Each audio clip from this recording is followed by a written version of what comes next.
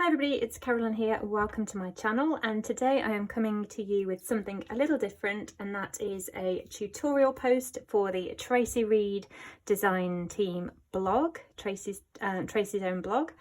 And today I'm going to show you 5 ways that I add sparkle to my hybrid printable scrapbooking pages. So I am working at 8.5 by 11 or A4 size here in the UK, and I have already created my background using I'm going to entirely use the Moonlit collection, so the new collection from Tracy Reed Designs, and I have added on some mixed media background. So this isn't, I don't know, hopefully you can see it, but this gorgeous watercolour is not of my own design or making. This just comes in the kit, so you can print that out straight. I use Photoshop Elements, but you can do this in Canva. You can just dump it onto a canvas and print.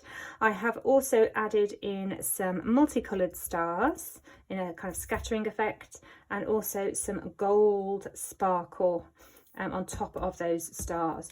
And it doesn't really show up on the camera because I have checked, but they are sparkly. So I'm not sure how she does it, but somehow in the colour palette that she uses and the effects that she uses in the gold, they look sparkly. So step 1, or the first way of adding sparkle to your projects, is using digital sparkle. So that's what I've done here. So I'm starting off with this. I have some products from the collection already printed. I'm definitely going to use a stamp on here. I'm going to also work with one of the layered frames from the digital kit. So this is actually the digital kit, not one of the printable stickers, but you can print them out really easily, cut them out, and they work brilliantly. A couple of the papers, because I'm going to just use papers to mat the photo in the center of the page, kind of really focus on that, embellish in these on the diagonal, and also I think I may add a strip or 2 of paper at the top and the bottom. So let's get things onto voiceover and fast forward, take you along as I add my sparkle, and hopefully it will show up nicely on camera. And I'll also take some photos and put those into the blog post, which I will link in the description box below. So let's get started.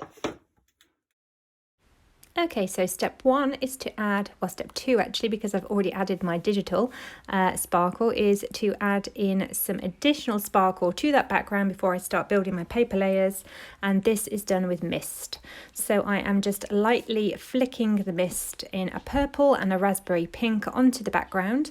Then I will be going back in and spritzing with an iridescent gold all over the background so that the whole background sparkles with this gorgeous iridescent gold. And then in a moment I will decide that I want to add in a little bit of extra gold. So I've already got that gold sparkle with the digital background, with the digital ink splodges and digital gold stars, but I'm going to come back in with a gold mist, which I need to keep on shaking, look, until all of that gold pigment really sinks in, and then I will splatter that around, and then I will move on while this dries to starting to build up some paper layers, because it's going to take a long time to dry. So setting that aside, I am just going to tack my digital frame that I have printed out onto the photo, so I know exactly where to kind of trim it down, just lightly tacking it. And then I'm not sure yet whether I'm going to have a mat of papers behind my photo, or whether I'm going to use some pre-made vellum, which I printed some papers from the collection onto some vellum. I do know that I want some paper strips at the top and the bottom of my A4 background, so I'm just going to cut these out from some scraps of paper that I already have printed.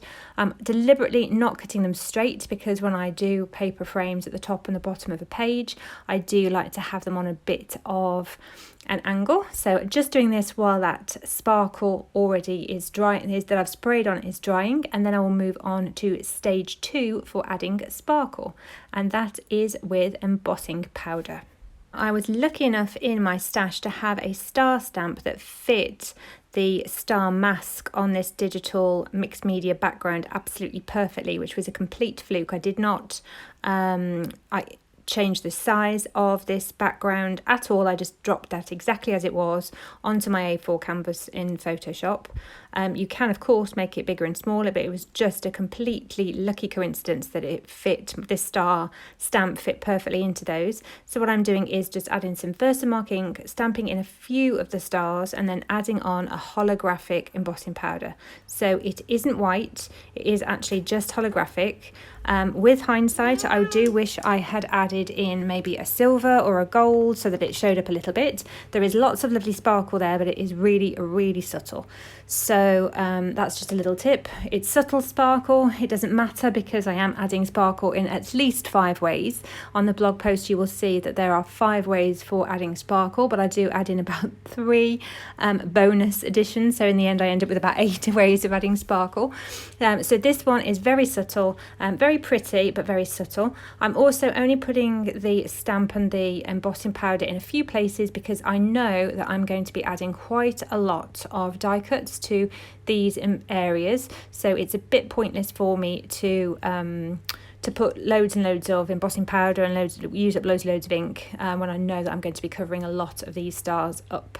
So I'm just showing you a little tip here. When my heat gun has made my paper warp, I just turn it over and add a little bit of heat on the other side, and it helps that warp to just flatten out. And I think you can just start to see on the camera here just where I've got that shine coming, so it's really pretty already. Okay, so now I am going to start building my paper stack up behind the photo. I have decided to just go with the vellum. I had already printed these out for a previous project and opted not to use them, and that they were so pretty, so delicate, that I wanted to make sure I did use them before I break this kit down and put it back into my stash. So I'm using that lovely kind of bokeh print and then a moon print behind that. Again, it doesn't show on as well on camera as it does in person, but you can see all of these layers through the vellum, so it's really dainty and soft effect, and you can still see the mixed media through the vellum, which is great, and you can actually still see a little bit of sparkle kind of peeking through. And I will come back in a little bit later on in the video and in the process and add in some more of that gold mist, and some of that will land on that darker blue vellum, and it looks so pretty. So really pleased that I went with the vellum and that it just kind of showcases the sparkle and the mixed media. Moving on now, I want to add in those borders to the top and bottom of my page. So I decided to use some of that hot pink that I was originally going to use as a photo mat, as a kind of mat for my strips. So I'm going to have 3 or 4 in each of the 2 at the top and the bottom. So there's going to be a navy blue, the hot pink, and then a little bit more of that purple kind of ombre bouquet effect. And I think I might actually find some more tiny strips of just offcuts. I do tend to keep everything, layer those up, and then I will hold these together with a staple, or some staples actually, and that's a kind of bonus way of adding a little bit of shine. So it's not really sparkle, but the staples do add a lovely different texture to the page. I was toying with the idea of stitching, but I decided not to, because I think if I'd stitched at the top and the bottom, I really would have wanted to go back in and add some stitching onto all of the vellum, which would have looked really lovely. But I had already done quite a lot of work on that background. Although I could have reprinted it and added in all of my mists and things again, I decided not to, and where I would have stitched on this background, it would have been quite difficult to do without pulling the layout apart before I ran it through my machine. So at this point I'm just going to go with adhesive and then those staples. The staples are purely for effect, everything's stuck down really nicely with my adhesive, but again, just that addition of the metal gives a different texture, different bit of shine, and a little bit of something with a bit more interest. Okay, so now I'm going to start working on my die cut embellishments in the top right and bottom left of the photo. So carrying on where those mists and the digital sparkle already is. And there are some really lovely die cut stickers in the sticker pack for the printable collection, but these are actually the glitter flowers from the digital kit. So again, a lot of Tracy's digital elements that are for digital scrapbookers. That's my cat in the background saying hello. A lot of those digital elements can be added to Photoshop and then printed out and fussy cut out. Okay, so irritating, my camera had cut out and I didn't realise. What I'm showing you there is that I have added additional sparkle to the top of those already digital sparkly flowers, and that is in the form of glitter glue. So I have added a lovely lilac glitter glue to the purple and blue flowers, and a kind of pinky white to the top of the orange and red. So they are extra sparkly, but they are also a little bit wet. So struggling to make sure that I don't smudge these. I should have really left the layout to just sit for a little bit. And what I have also added in there is that tag as my title, and a little bit of a bonus option for adding in glitter is with fibres. So the baker's twine that I've added to the tag has got some gold thread running through it that is really glitzy. So that's a little bonus for how to add in a little bit of extra sparkle. And what I'm doing here is just cutting up one of the journaling cards so I can have some labels to write my journaling on. I'm trimming those down and adding them into place, and really regretting that I added in that glitter glue so early. It was a real mistake because I'm kind of smudging things. In a moment I'm going to want to do a bit of stamping, so I'm going to have to lift one of the flowers and it tears. So if you do decide to follow along and add some sparkle in the form of glitter glue, definitely either add it at the very end, or add it and then walk away, go and watch a programme, have a meal, a cup of tea, coffee, anything, walk away, because it will smudge and you will get glitter on your fingers and all over your layout in places that you hadn't intended to. But luckily this was a sparkly layout, so that the smudges don't really matter. So I'm just working with it. Here I am adding in those staples that I mentioned earlier, and then I have popped the word bits, the kind of word phrase elements up on pop dots. I'm going to put one on the bottom left, one on the top right, and then one in the center just to add to the embellishment cluster. And then in a moment I will go off camera and add in my journaling. In a very difficult way, so that as I said about that smudging, but I do get it on there. And then we will carry on with the adding of sparkle. So I am just going back in and adding in an extra sentiment with some Versamark, and I will use a different embossing powder, a lovely glittery purple one. It does work really nicely. I get a nice clear stamping impression, and the melting of the embossing powder works really well.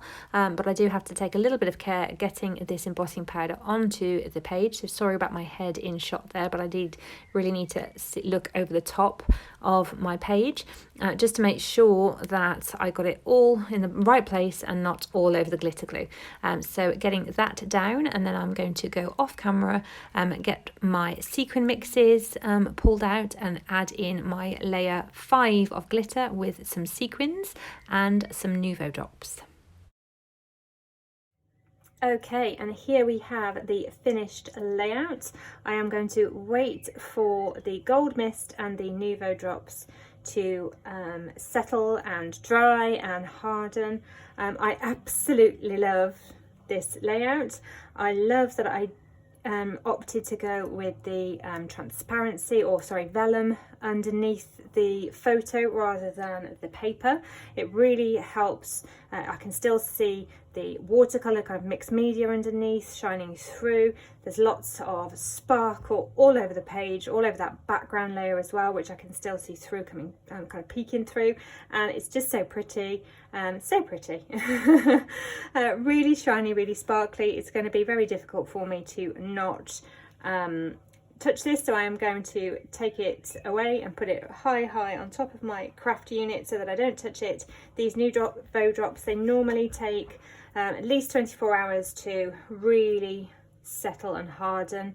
They tend to come out of the bottle with a bit of a peak, but then as they're left, they just flatten down and soften and look more like a pearl or a really kind of deep enamel dot.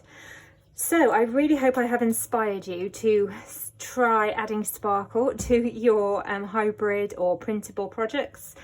This collection particularly really lends itself well you know, the name in itself, Moonlit, everything about it is sparkle. So yeah, give it a go. You don't have to put quite as much sparkle on your page as I have, but I do enjoy a little bit of sparkle, and it's quite inspired me to go and get some nail varnish out now, I think, and do my nails some nice sparkly purple or pink, or a bit of both. So thank you so much for watching. I hope you have enjoyed this video. If you have, please give it a thumbs up.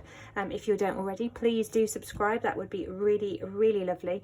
And I will see you again soon for something probably a little bit less sparkly, but who knows, I am feeling quite inspired to just keep adding sparkle to things now. We all need a little bit of glitter in our lives, I think.